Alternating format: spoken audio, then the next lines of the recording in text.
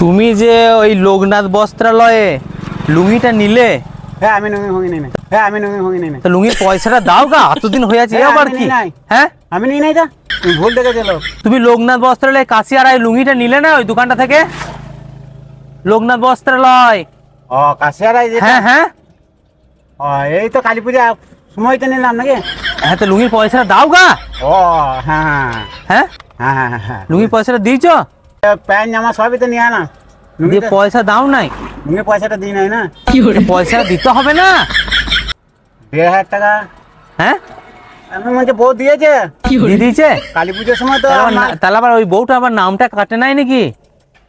তা তো গিয়ে বলতে হবে। তাহলে আমরা দেখতে ওই হবে একটা বউ বসে থাকে তো দোকানটাতে। হ্যাঁ জিয়ারা তো জিয়ার বউটা? হ্যাঁ বামুন তো। ও কেটেছে নাকি কে জানে?